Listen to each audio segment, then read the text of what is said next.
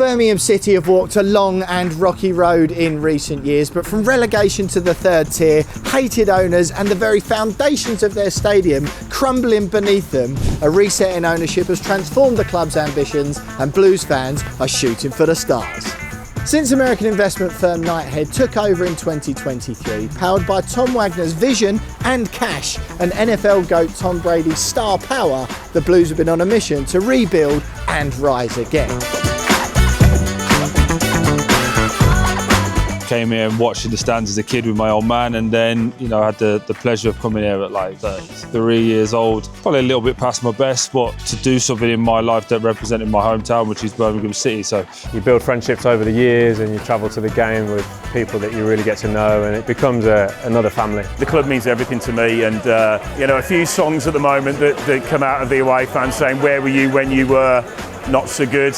I was here, mate. I was here Tuesday night, 4,000 people on the Kop. If I didn't have the Blues, honestly, I could not give you an answer of what I would be or what I would be doing. I can't really get it up, but you can see the bottom of it there, my crusty legs, but you can see the bottom of it. So what's gone before? Founded as Small Heath Alliance, the club began life at Month Street in 1875, just a stone's throw from today's St Andrews. But they soon outgrew that and moved to their current home in 1906, but as legend has it, that came at the cost of a century-long jinx. The story goes that Romany travellers were forced off the land to make way for the new ground, and such was their fury at being turfed out that they put a 100-year curse on the stadium and the team. And from that moment on, Blues fans believe the club's been fighting more than just opponents, as a century of bad luck, near misses and heartbreak followed, and over the years managers have tried everything to lift it. I was speaking to Stephen Knight, the creator of Peaky Blinders, who talked about it, and it was they put the curse on the ground so that the club could never succeed there. We've just been cursed ever since, and sure enough, a lot of our results would point to the fact that we have been cursed. In the 90s, boss Ron Saunders hung crucifixes from the floodlights and painted the soles of his players' boots red. Before the 90s came, and following advice from a clairvoyant, Barry Fry went one step further by urinating in all four corners of the pitch. However, nothing seemed to work, and then in the 2006-07 season, when legend says the curse finally expired, almost immediately, City were promoted back to the Premier League. Now, I can hear you screaming coincidence, but just 4 years later, the club pulled off one of the greatest shocks in English football by beating Arsenal at Wembley to lift the League Cup. So explain that one away, why don't you? At its peak, St Andrews packed in humongous crowds week in, week out, with a record attendance of more than 66,000 for a 1939 FA Cup fifth-round tie against Everton. But during World War II, the stadium suffered bomb damage, with a fire destroying the main stand and the capacity reduced to around 58,000 after the rebuild. St Andrews was gradually modernised over the following decades, with new stands, floodlights and roof terraces before the shift to all-seater stadiums in the 1990s. And today its capacity sits at 29,409. Over the decades, St Andrews has seen England internationals, FA Cup semi-finals, rugby, boxing, concerts and even a ground share with Coventry City when the Sky Blues were locked in a fierce dispute over their then called Ricoh Arena home. But despite its history, Birmingham's new owners feel St Andrews is no longer fit for purpose given the size of their ambitions for the club. And that's why in January 2024, it was rebranded St Andrews at Knighthead Park, signalling a new era under Wagner's Knighthead investment firm. There's not a white section or black section, everybody's here. Everybody from Birmingham comes to these grounds. So our job is to show them the history, but also get them to embrace what we stand for. I mean, St Andrews 3 seasons ago, half of it was derelict because the cement was faulty and that to rip a load of seats up. So it's not about the fixtures and fittings, it's about the people that are in it. We are one of the most intimidating grounds to come to, even still, on match days. Birmingham's club, a working class club, a club of traditions and history, and for us that means everything because it's identity, it's what we stand for. So why now? For Birmingham's owners, the answer is simple. A bigger stadium means bigger crowds, bigger revenue and a platform to bring elite football back to this club. Plans have been accelerated to align with City's 150th anniversary this season, a moment at which they want to draw a line under the past and launch their exciting new future. Premier League and European football is the long-term goal, and this new stadium is designed to get them there. All this place needed was someone to believe in them And then for fan base now to look at a team and go, we can identify with that. Once they've had a little bit of success and a little bit of someone to believe in, they've come back, they're sold out every single week. What we've got is people who care, people who want to spend money, and people who have really got to know the club and the fans and what we stand for. You want people who are passionate about your club, you want people who have got big names, who can bring the attraction to you, who can bring the revenue, who've got ambition, you know. I can only liken it to what Man City did. Ambition, same objectives. Will we get there? Who knows, but we're giving ourselves a chance, so that's all you can ask for. It's easier to fill a big stadium when you're in the Prem. It's more difficult to fill an Olympic track when you're from West Ham.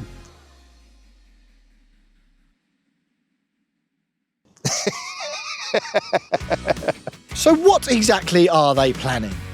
Just under a mile from St Andrews, the club wants to build something this city has never seen before. A 62,000 seat stadium, the largest in the Midlands and the fourth biggest club stadium in the country, only behind Man United's Old Trafford, West Ham's London Stadium and Tottenham's new ground. Labelled the Birmingham City Powerhouse, the project is designed to be a statement, not just for the club, but for the entire region, with Knighthead also working with the council on a vast surrounding sports quarter with a planning application set to be submitted for 2026. At the heart of the project is a cultural link to Peaky Blinders, the series that took the city's gritty industrial past and exported it to the world, with creator and lifelong City fan Stephen Knight appointed as a design consultant to help shape the vision.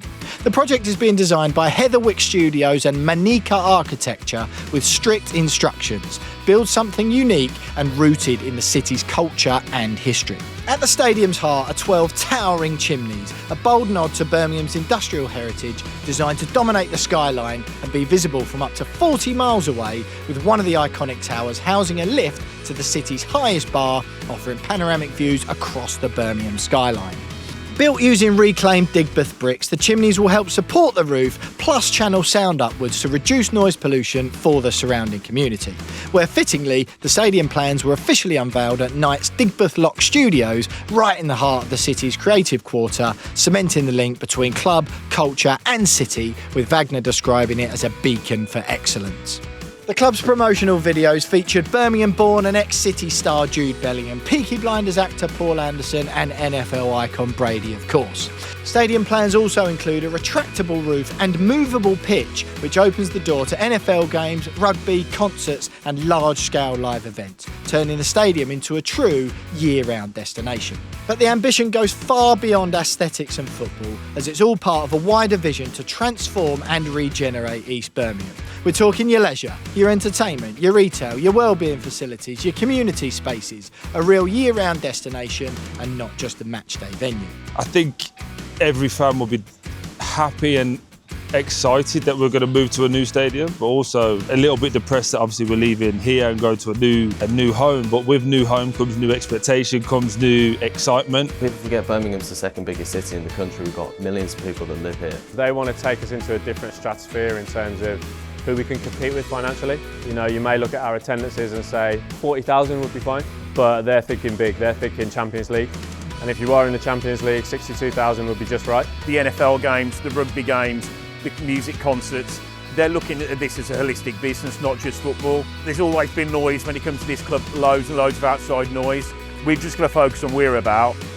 And if we're a Premier League club, 62,000 will happen, no doubt about it.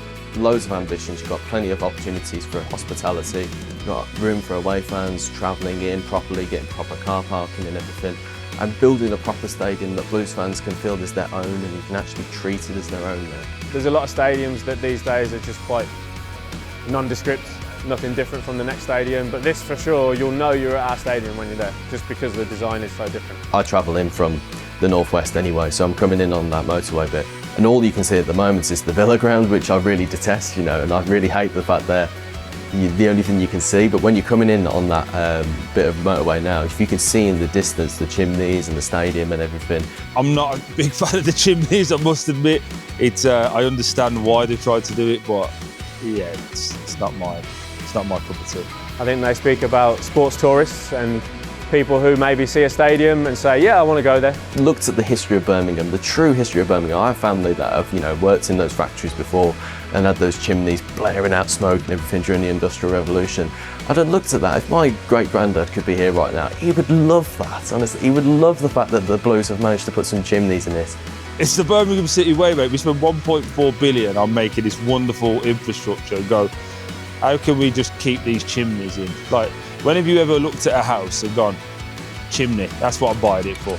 So how long will all of this take? City want the stadium ready for the start of the 2030-31 season, which leaves 4.5 years to navigate planning, approvals, construction and final delivery, which is an ambitious but achievable timeline for a project of this scale, with the club hoping to make visible progress within the next 3 years.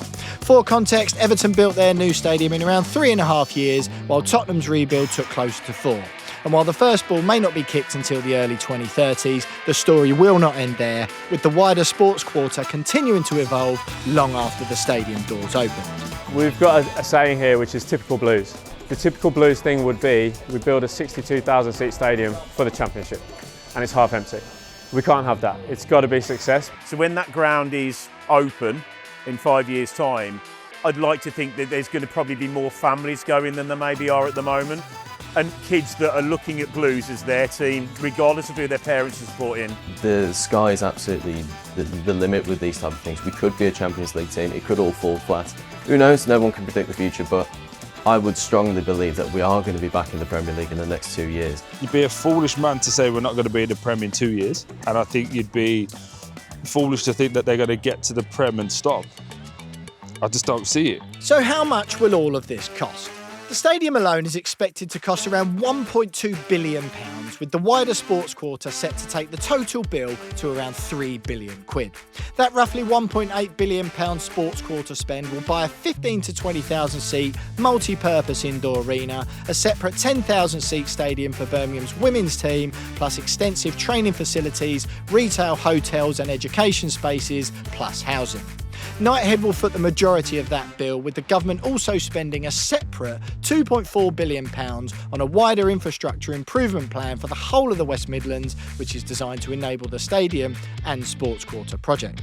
The Chancellor has already released £50 million of that money, which will go towards upgrades to nearby Witton and Aston stations, as well as local tram lines. If our club gets to be a competitive Premier League team in the next 10 years, 1.2 billion is nothing. 2 years ago, our lower tiers were shut for building work because the foundations were rotten. In a way, it's like of all the clubs they could come to, they chose ours.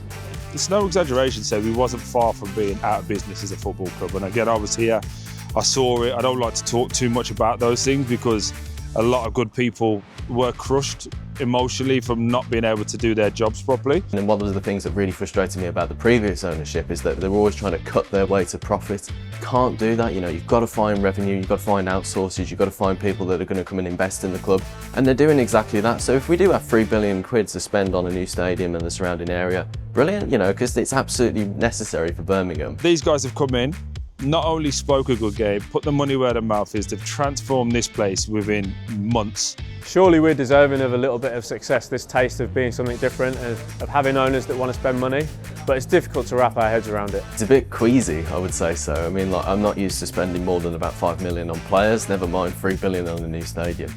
So will all of this be worth it? For Birmingham's owners, the answer is a resounding yes. The Powerhouse isn't just a stadium, it's an economic engine expected to create 10,000 new jobs, from construction through to long-term roles in hospitality, retail and stadium operations, with 10% of those expected to be apprenticeships or entry-level positions.